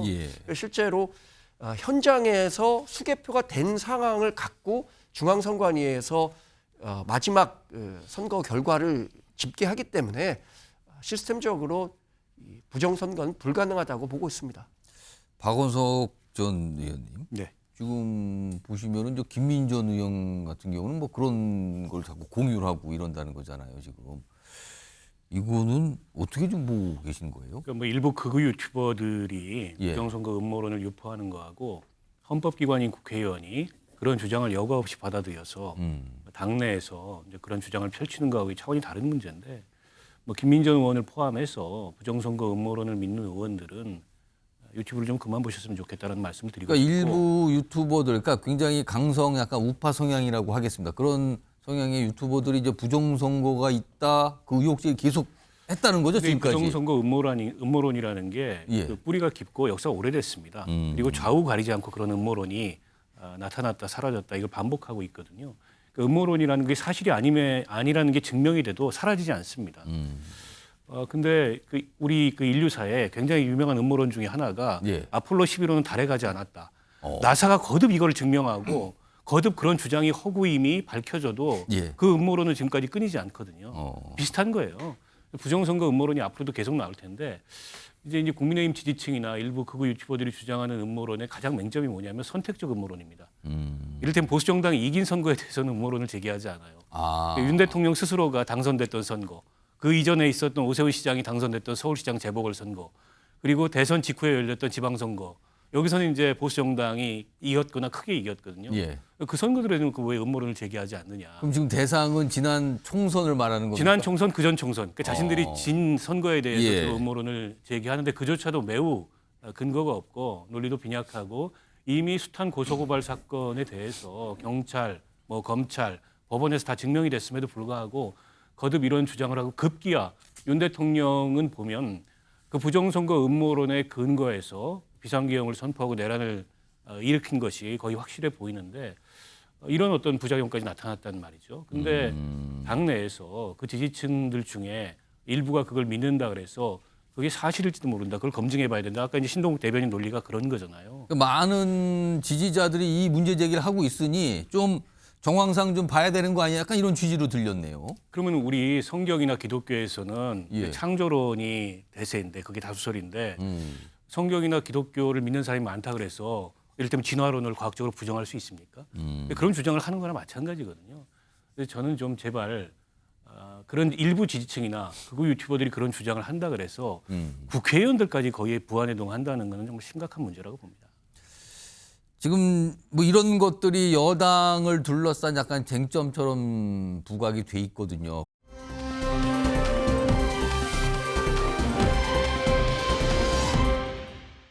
최근에 설날 선물 논란이 또 불거졌죠. 그러니까 당 지도부의 이름으로 설 선물을 보내요. 뭐 명절 때면은. 그런데 그 대상이 강성 우파 유튜브들에게 갔다. 뭐 이런 게 논란이 됐거든요. 시작이 그래요. 화면 좀 보겠습니다. 선물을 갔는데 보수 유튜버 10명 정도라 그러죠. 근데 이 중에 일부가 서부지법 이 난동 이 현장에 있었다 그러죠. 그러니까 그 현장에서 아마 유튜브 방송을 계속 한 것 같아요.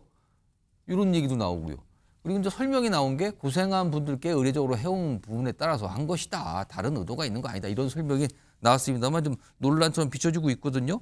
오늘도 설명을 좀 내놨는데 이게 오늘이 아니고 어제입니다. 어제 나온 설명이 있는데 목소리 들어보겠습니다. 요즘에 사실은 지금 내수가 안 좋은 상황 아니에요. 그래서 그런 의미에서 그 선물을 하는 게 좋겠다 싶어서 하기로 결정을 했고 또 최근에 그 이 무안공항에서 이 엄청난 큰 사고, 불행한 사고가 있었잖아요. 그래서 그거와 조금 연관을 시켜서 도움이 된다는 의미에서 무안 특산품 뭐 대개 이제 이 자영업자라든지 농업에 종사하시는 분들 그런 분들 물품이죠. 그래서 그런 걸로 품목을 정해서 하기로 했던 겁니다. 정광재 대표. 그러니까 선물을 보낼 때 미처 여러 가지 그렇게 생각을 못한 걸까요? 아니 그런데 선후 관계를 좀 정리할 필요는 있습니다. 선후 관계가 있습니까? 서부지법에서 있었던 폭력 사태에 일부 유튜버가 그 현장에 있었다고 거잖아요. 지금 알려지죠. 그런데 이 선물을 보낸 것은 서부지법 폭력 사태 이전에 보낸 겁니다. 그러니까 전에? 그것을 확인했다라면 정말 그 유튜버가 그 현장에 있었다면 보내지 않았겠죠. 그러나 이 10명의 유튜버는 그동안 우리 당의 비교적 우호적인 메시지들을 전달했던 유튜버이기 때문에 명절을 맞아서 의례적인 선물을 드린 거고, 또 하나는 제가 그래서 관련해서 좀 찾아봤더니 아직 민주당 당대표 명의의 선물은 뭐 도착이 안 된 것 같아요. 그러나 지난 추석에 보니까 이재명 대표도 돼지고기 선물 세트 보냈고요. 조국 당시 대표도 영광굴비 세트 보냈습니다. 누구한테 보냈습니까? 이것도 이제 당과 관련한 사람들에게 보냈겠죠. 야권과 관련된 사람들. 그래서 이게 뭐 일각에서는 선거법 위반과 관련해서 선관위가 들여다보고 있다고 하는데 이것은 굉장히 그 정치 공세적인 성격이 강하다고 봅니다. 일상적인 당 대표의 정당 활동에 대해서까지 선관위에서 뭐 선거법 위반과 관련한 이야기를 한다는 것은 만약에 그렇다면 유권 해석을 통해서 징계를 하거나 뭐 경고를 주면 되는 겁니다. 그러니까 박원석 의원님 지금 정광계 대변인 이 얘기 설명은 이게 선후 관계가 있었다. 그러니까 그 서부지법 난입 사태가 벌어지기 전에 그때 이미 선물을 발송하고 한 건데 이걸 이제 와서 뭐라 그러면 이거 어떻게 됩니까? 약간 이런 설명인데 어떻게 보셨습니까?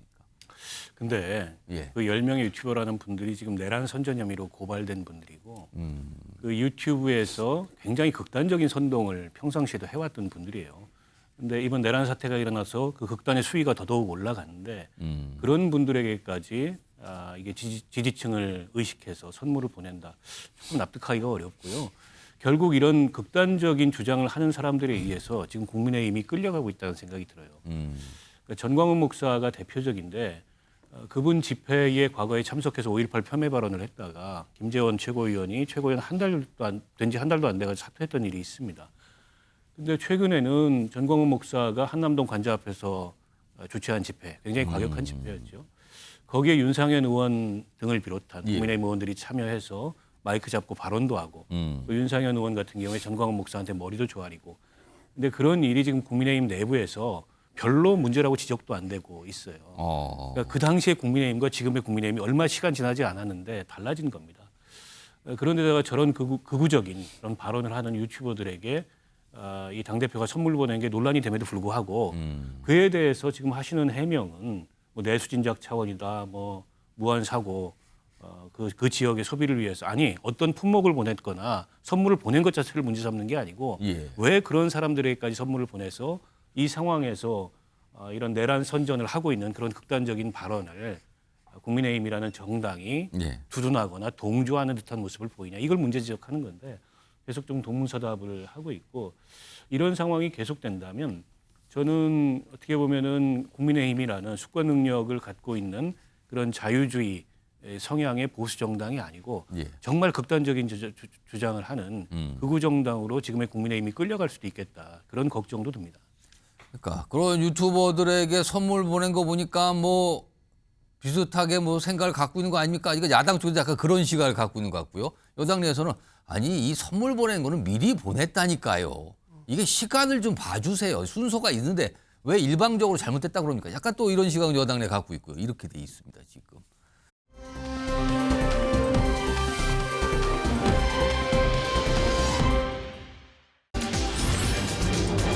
총대 맬 것이다. 총대를 맨다. 책임을 지겠다는 뜻도 되지만 내가 뭔가 나서보겠습니다라는 뜻도 됩니다. 뒤에 나와 있는 정치인들 모습 공통점이 딱 하나 있네요. 이른바 비명계 정치인들입니다. 대표적인 인물들이죠. 화면 하나 볼까요? 오늘 알려진 내용 하나 있습니다. 김부겸 전 국무총리 얘기가 오늘 인터뷰 내용 통해서 하나 알려졌는데 지지율 얘기죠. 민주당 세계 지지율 하락세 이거 국민 기대에 못 미친 탓입니다. 그러면서 본인과 관련해서 총대 매라면 맬 것입니다. 이 총대 여기서 말한 총대 여러 가지로 해석 가능하죠. 지금요. 전직 총리 민주당 소속의 전직 총리가 총대 매라면 매겠습니다. 의사 있습니다라고 밝힌 겁니다. 그리고요. 여기에 더해서 초일회라는 모임이 있는데 민주당의 비명계 원외 인사들의 모임인데요. 다음 달 9일에 정세균 전 총리와 만남이 예정돼 있다고 합니다. 만날 수 있어요. 정치인들이니까. 그런데 지금 이 시점에 왜 만나는 걸까요? 여러 가지 생각을 하게 합니다. 그리고 또 하나 더 있습니다. 이건 며칠 좀 지난 내용인데요. 화면 보시죠. 임종석 전 실장은 이재명 대표의 이름을 직접 거론합니다. 이재명만 바라보는 민주당, 국민 신뢰 얻을 수 있는가라고 의문 제기를 강하게 합니다. 이재명만 바라봐서 민주당이 신뢰 얻을 수 있어요? 그러다 전현희 최고위원, 민주당 당원이라면 비판이 어디 향해야 할지 할 때인지 알고 있다. 동지는 어려울 때 힘이 돼주는 사람입니다. 아마도 살짝 임종석 전 비서실장 얘기를 한 것 같기도 하고요, 지금. 총대 지금 비판의 방향이 지금 어디 가는 겁니까, 지금? 이런 얘기가 맞서고 있는 겁니다. 박원석 전 의원님. 예. 조기 지금 이런 얘기 지금 비명계 움직임이잖아요. 만약에 조기 대선이 치러질 경우에 지금 비명계에서는 이재명 대표로는 안 된다 이 생각을 하고 있는 겁니까? 그 생각을 확고하게 하고 있다기보다도 예. 여러 가지 지금 위기감을 느끼고 있는 게 아닌가 싶습니다. 예. 그러니까 최근에 나온 여론조사 이 추이를 보면 예. 보수층이 결집하는 것도 맞고 과표집도 맞는데 이게 이제 조사기관과 무관하게 일관된 추이를 보인단 말이죠.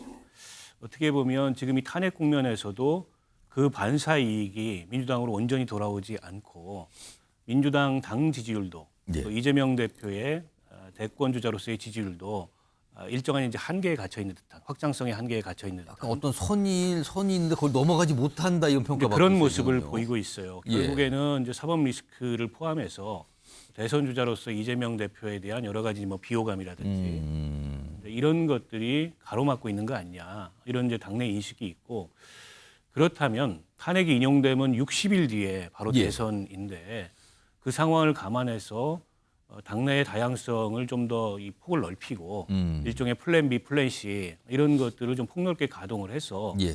그런 역동성으로 이 지금 교착 국면을 좀 넘어서야 되는 거 아니야 이런 의견이라고 볼 수 있을 것 같아요. 근데 지금 총선 이후의 민주당 분위기가 이른바 이제 이재명 일극 체제라고 얘기가 되듯 뭐 다른 표현은 이재명의 민주당 이런 표현도 나왔죠. 예.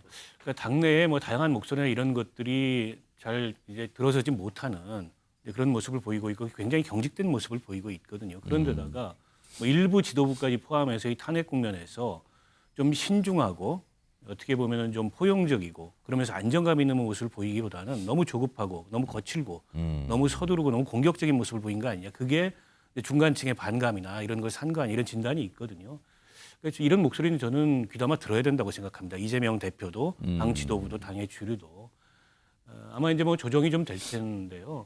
지금 이렇게 이재명 대표 중심 체제로만 쭉 나가서 그게 국민들의 지지를 얻고 이제 강한 설득력을 갖는다면 뭐 다른 이견이 있을 수 없겠죠. 근데 여러 가지 지금 그 여론조사 지표 등을 통해서 나타나는 기류가 그게 아니라면 예. 지금 당내에서 나오는 여러 목소리에 귀 기울여서 어떻게 보면 이제 조기 대선이 가시권에 들어왔는데 국민들이 민주당에게 좀 더 안정감을 가지고 예. 이 상황을 관리할 수 있는 능력이 있구나. 근데 이런 신뢰를 보낼 수 있도록 그런 어쨌든 당내의 다양성이라든지 이런 데 오히려 더 주의를 기울여야 되지 않을까 싶습니다. 이런 상황에서 내일 오전 이재명 대표가 기자회견을 한다고 지금 예고가 됐다고 알려지고 있네요. 이런 상황이 있는데 정광재 대변인은 지금 비명계의 움직임 이거 어떻게 좀 해석하십니까?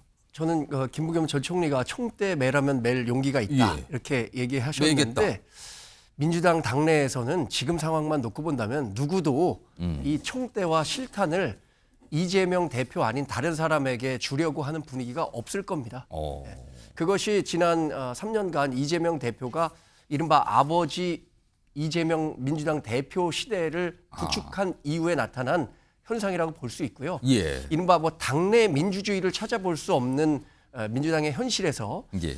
이재명 대표가 설사 이 공직선거법 2심에서 피선거권 박탈에 해당하는 죄명을 받더라도 유죄가 나오더라도 민주당에서는 이재명 대표를 대신할 만한 대선 후보를 배출해내기 어려울 것이라고 저는 지금 개인적으로는 확신하고 있습니다. 지금의 민주당 분위기를 놓고 보면 그렇습니다. 지금 민주당 이재명 대표가 지지율 떨어진 원인을 분석해 보라고 하는데 예. 그 지지율 떨어진 이유 이재명 대표라고 생각하는 사람이 다인데 정작 본인은 다른 사람들에게 왜 우리 당 지지율과 이재명 대표의 지지율이 떨어졌느냐 이렇게 문제를 찾아보라고 얘기하는 예. 걸 보면 현재 구조에서 민주당 내에서 이재명 다른 후보들이 활동할 공간은 저는 거의 없다고 봅니다. 자, 이런 상황에서 오늘 민주당 내에서 방검복, 그러니까 그 옷을 입은 방탄복은 이제 총알을 막는 옷이잖아요. 방검복은 흉기를 막는 옷이거든요. 이 단어가 나왔습니다. 일단 들어보시죠. 박선원 의원 같은 경우는 실제 매일매일 더 위협에 시달려서 레벨 2 방탄 방검복 이런 거 입고 다닙니다. 저도 차에 갖고 다니는데 이거는 방탄도 되고 방검도 됩니다. 방검 톳입니다. 이렇게 안에 그냥 칼로 이렇게 했을 땐 칼은 안 베입니다. 그래서 안에 제가 좀 무술을 하기 때문에 칼을 좀 막으려고 이건 하고 있고 경찰에 요구합니다. 우리 이재명 대표 대단히 위험합니다. 좀 경호를 더 강화할 필요가 있고요.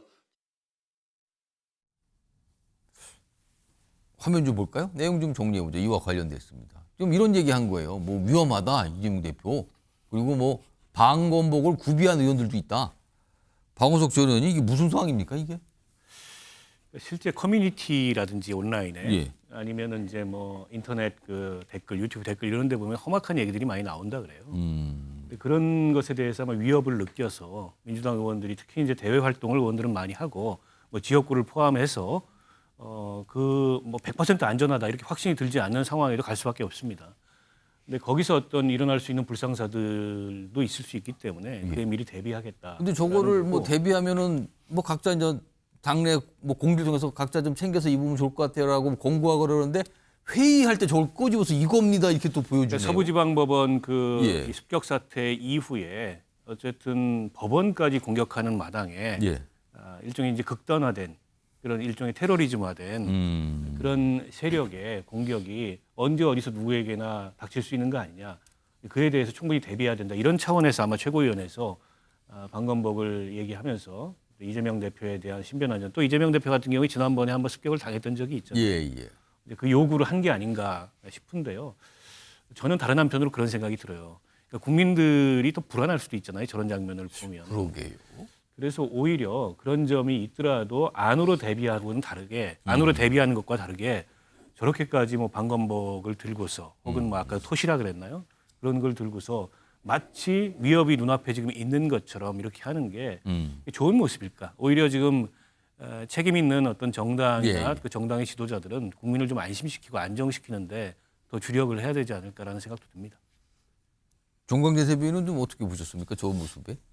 방검복이나 방검토시를 저는 실제로는 한 번도 본 적이 없습니다. 예. 현실 생활에서. 저 모습이네요. 저게 방검복이라고 그러네요. 영화에서는 몇 번 봤습니다. 조폭들끼리 뭐 지역 분쟁하는 과정에서 뭐 방검복 입는 건 봤는데 공개 회의석상에서 이런 뭐 있을지 모를 테러 때문에 방검복이나 방검토시를 준비해야 한다라고 얘기하는 걸 보면서 저는 민주당의 이른바 공포 마케팅 아닌가 이런 위기감을 더 증폭시켜서 일종의 정치권의 이 정치 양극화를 더 가속화시키는 건 아닌가라는 측면에서 굉장히 우려스럽게 봤고요. 물론 현실 세계에서 이재명 대표에 대한 테러가 있었던 거 알고 있죠. 배현진 의원도 정치 테러를 당한 적이 있어서 그에 대한 경각심이나 경계심은 갖고 있어야겠지만 저렇게 이른바 공포심을 좀 조장해서 본인들의 정치적 이익을 취하려는 듯한 태도는 경계해야 한다고 생각합니다. 알겠습니다.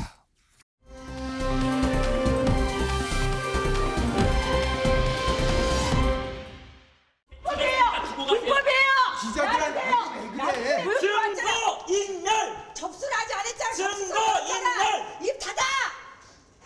손 대지 마. 보여준 거라잖아요.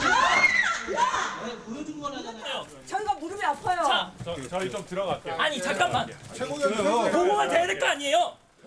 당원 소환의 청구를 받은 하은하 당대표와 조대원 최고위원의 직무를 즉시 정지하였습니다. 그 자리에서 당대표 직무정지를 의결했다고 발표한 후에 당대표 직무대행을 참칭하는 초유의 사태가 발생했습니다. 우리 당원당규 어디에도 최고위원회가 당대표의 직무를 정지할 수 있다라는 근거는 없습니다. 이게 무슨 일이 지금 벌어지고 있는 겁니까? 화면으로 정리해보죠. 오늘 상황만 좀 볼게요. 오늘 각각의 회의가 열렸어요. 국회 본청에서는 허은하 대표 주재로 당 지도부 회의가 열렸고요. 그리고 국회의원회관에서는 천하람 원내대표 주재로 당 지도부 회의가 열렸어요. 각각 따로 회의를 한 겁니다. 본청과 의원회관에서. 그리고 뭐 직무정지를 또 의원회관 열리는 그 회의에서 또 의결했다고 그러죠. 박원석 전 의원님, 도대체 무슨 상황인 겁니까 이게? 그러니까 결국 그 개혁신당의 대주주는 이준석 의원이잖아요. 누구도 그건 뭐 부인할 수가 없죠. 그러나 선출된 당대표는 또 허은하 대표입니다. 이 사이에서 당권을 둘러싼 다툼이 본질이 아닌가 싶고 그게 이제 사무총장을 해임하고 사무총장을 교체하는 과정에서 불거지면서 내용이 깊어진 것 같은데 근데 개혁신당은 상대적으로 기성정당에 비해서 젊은 정당이고 그렇죠. 기성정당이 갖고 있는 여러 가지 잘못된 모습을 좀 극복하자라는 차원에서 만들어진 정당이고 또 그걸 기반으로 이준석 대표가 국회의원도 당선되고 조기 대선도 도전하겠다고 하는데 지금 벌어지는 모습은 매우 기시감이 들어요. 기성정당에서 매우 그 익숙한 그런 당권 다툼의 모습 급기야는 한지붕 두 가족이 돼서 최고위원회를 따로 열고 법적 다툼까지 갈 거거든요. 과연 저기에 대해서 국민들이 어떻게 평가할지 제가 보기엔 굉장히 걱정스럽습니다. 정광재 대변인, 지금 개혁신당 의원 3명이잖아요. 물론 뭐 원외 정치도 많이 계시지만 또 개혁신당이 쪼개져 갖고 또 일부는 또 국민의힘으로 합류한다 이런 가능성은 혹시 있다고 보십니까? 가지 많은 나무 바람 잘 날 없다는 말은 들어봤는데 이렇게 가지가 적어도 바람 잘 날이 없을 줄은 몰랐습니다. 개혁신당이 굉장히 큰 내용을 겪고 있는데 그렇습니다. 뭐 몸싸움 비슷하게 상황이 벌어졌어요. 제가 듣기로는 아마 이 개혁신당의 이 방향을 두고 자강론과 연대론 이게 충돌하고 있다는 얘기가 들려요. 그러니까 어쩌면 있을 조기 대선 과정에서 국민의힘과 어떤 관계를 가져갈 거냐를 두고 허은하 대표와 이준석 의원 간에 좀 이견 차이가 있다고 하는데 결국에는 다자 구도 내에서 이준석 의원이 대선 후보로 나와서 얼마나 선전할 수 있는가가 결국에는 우리 당과 힘을 합치게 될지 아니면 끝까지 완주를 하게 될지에 대한 관건이라고 생각이 들고요. 그 과정에서 어쩌면 합종연행은 불가피한 측면이 있을 수도 있겠다라고 조심스럽게 예측해 봅니다. 조심스럽게 뭔가 있을 것 같다라는 전망이었습니다. 알겠습니다.